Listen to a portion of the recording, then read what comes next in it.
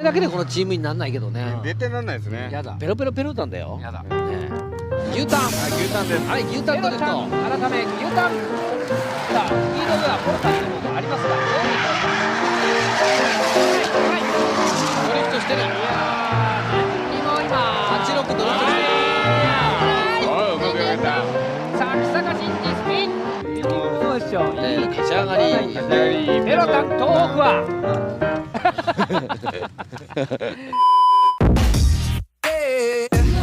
Drifting adalah sebuah seni.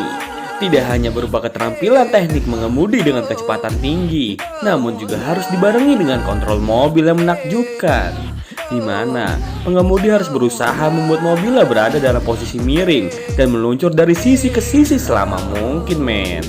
Karena dibutuhkan keahlian tertentu dan sikap disiplin yang cukup tinggi agar dapat menguasai teknik mengemudi seperti ini.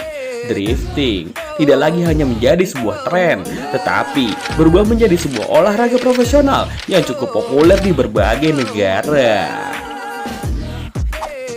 Dan dengan seiringnya waktu, teknik mengepot ini berevolusi dengan ditambahnya berbagai aturan serta cara yang berbeda-beda tergantung regulasi dan spesifikasi mobil yang digunakan. Sebut saja kompetisi slalom dan juga gimkhana.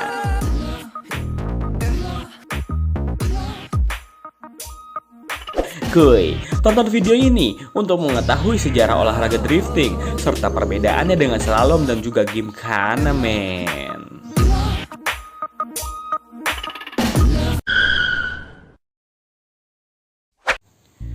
Bermula di negara Jepang era tahun 60-an, sejarah drifting dimulai ketika para geng motorsport underground yang menyebut diri mereka sebagai Bosozoku beraksi dengan mempraktekkan teknik counter steering atau memutar setir berlawanan secara cepat yang terinspirasi dari balap rally, men.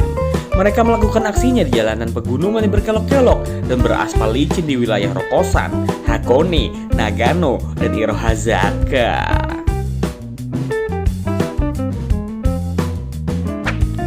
Pada tahun 70-an, Kunimitsu Takahashi yang merupakan pembalap motor sekaligus pembalap mobil legenda Jepang mendapatkan inspirasi ketika doi mencoba bagian depan mobilnya mengikuti apex, yaitu titik terpinggir dari sebuah tikungan. Dengan kecepatan tinggi, Kunimitsu berhasil mengikuti tikungan tersebut dengan gaya sentrifugal yang gokil. Selama berkompetisi di Japan Touring Car Championship, Kunimitsu-san terkenal karena keahliannya yang spektakuler dalam mencapai puncak lintasan dengan kecepatan yang tinggi. Doi melahap semua sudut dengan teknik drifting dan mampu mempertahankan kecepatan saat keluar dari tikungan. Penguasaan teknik drifting dan gerakannya yang begitu lincah dalam segala kondisi membuatnya berada di puncak podium dari waktu ke waktu dan berhasil memenangkan hati para wibu-wibu petrolhead yang menaruh perhatian saat doi melakukan aksi ngepotnya, men. Salah satu orang yang terinspirasi tersebut ialah Keiichi Tsuchiya yang memiliki bakat terpendam dalam mempertahankan mobilnya pada kecepatan tinggi dari sudut satu ke sudut yang lainnya menggunakan mobil Toyota Sprinter Trueno. Berkat ketekunannya dalam berlatih toge, Tsuchiya-san dengan cepat meningkatkan kemampuan mengemudinya dan akhirnya memasuki seri balapan Fuji Freshman pada tahun 77. Melihat reputasinya dalam menaklukkan jalur pegunungan yang berkelok-kelok, hingga saat ini Keiichi Tsuchiya dijuluki sebagai rajanya drift atau Drift King.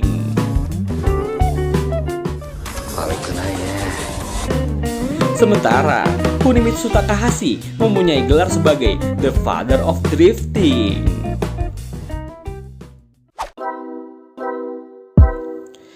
Culture drifting memuncak di saat Keiichi Tsuchiya aka DK membuat film dokumenter berdurasi 20 menitan dengan judul Plus P yang kemudian mengakibatkan lisensi balapnya dicabut untuk sementara waktu, men. Film Plus P menjadi pemicu dalam pertumbuhan olahraga drifting dan akhirnya cabang motorsport baru yaitu kompetisi drifting muncul dengan sendirinya. Majalah tuning Jepang Carboy menjadi penyelenggara kompetisi drifting pertama di dunia pada tahun 86, kemudian menyusul tahun 89. Dan di tahun 2001, di bawah tanggung jawab Daijiro Inada dengan bantuan Keiichi Tsuchiya, kompetisi resmi level profesional pun terbentuk yang sekarang dikenal sebagai D1GP. 勝てる自信はありますか？いや、ゆっくり喋ったからって日本語わかるわけ違うからね、アマンディオは。全然分かってへんやん。 Maybe. Teknik drifting dilakukan dengan cara membiarkan ban belakang slip atau kehilangan traksi. Hal ini biasanya terjadi saat mobil dipacu dengan kecepatan tinggi. Kemudian, setir dibelokkan tanpa mengurangi kecepatan mobil. Jika teknik drifting dilakukan dengan tidak tepat, dapat menyebabkan mobil melintir dan kehilangan kendali. Karena itu, kecepatan dan sudut belokan harus diambil secara akurat, men. Ada dua teknik utama yang digunakan oleh drifter untuk menciptakan gerakan drift, yaitu clutching dan braking. Dalam teknik clutching, saat mobil mendekati tikungan, pengemudi akan menginjak kopling dan pindah ke gigi yang lebih rendah. Lalu, gas digeber sampai hingga RPM yang tinggi. Saat kopling diangkat inilah, putaran ban belakang akan terasa cepat sampai kehilangan traksi, dan bagian belakang mobil pun akan melintir, men.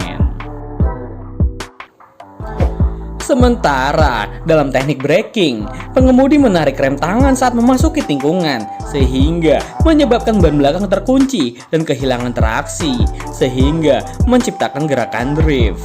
Teruntuk teknik braking biasanya digunakan untuk mobil-mobil penggerak roda depan. Sementara untuk mobil penggerak roda belakang banyak yang bisa dilakukan selain dari dua teknik tersebut, men. Teruntuk teknik lainnya, tergantung dari mobil apa dan berapa besar tenaga mobil yang dimiliki. Seperti power slide, syaratnya mobil harus memiliki mesin bertenaga besar. Dengan hanya menginjak pedal gas sampai habis, lalu tinggal banting setir untuk mengendalikan arah mobil, mobil lu langsung bisa ngepot, men. Lalu, ada braking drift menggunakan rem kaki. Saat memasuki tikungan, pedal rem diinjak sehingga bobot mobil pindah ke depan. Kemudian, pedal gas langsung diinjak dan mengakibatkan ban kehilangan traksi. Ada juga fan drift. Caranya, memutar setir ke arah tikungan berlawanan dan dengan tiba-tiba memutar balik setir sehingga bagian belakang mobil bergeser, men.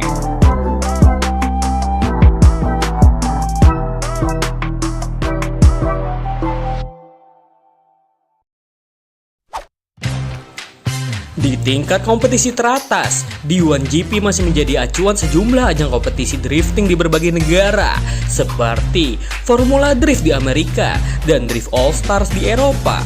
Teruntuk di negara Indonesia kita tercinta, drifting belum mencakup semua kalangan, dikarenakan keterbatasan fasilitas, serta mobil-mobil yang beredar, hampir kebanyakan mobil penggerak roda depan, men. Jadi sangat sulit atau bahkan hampir tidak bisa diajak drifting. Sehingga kompetisi ngepot di tanah air yang cukup populer adalah slalom. Slalom awalnya merupakan perlombaan balap kuda yang dilakukan oleh suku asli Amerika, Indian. Sebelum terciptanya motor dan juga mobil, mereka menggunakan kuda untuk adu cepat melewati rintangan-rintangan buat mengambil bendera. Slalom dilakukan secara sendiri dan memiliki batas waktu, alias cepet-cepetan, men. Itulah kata kunci dari slalom. Meski sama-sama melakukan aksi ngepot di atas aspal, poin penting dari kompetisi drifting adalah ketepatan meluncur pada garis yang ditentukan oleh juri, kecepatan saat memasuki dan keluar tikungan, serta angle kemiringan yang menjadi salah satu penilaian subjektif bagi para juri. Sedangkan slalom, bagaimana cara kita melewati rintangan-rintangan dengan cepat, men. Biasanya, rintangan tersebut ditandai berupa kon atau kerucut, dan tiap kon punya tandanya masing-masing. Misalnya, kon berwarna hijau, artinya peserta harus berbelok ke kiri. Lalu kon berwarna merah, artinya peserta harus berbelok ke kanan. Dan jika bertemu dua kon berdempetan dalam satu warna, artinya peserta harus memutari kon tersebut, men.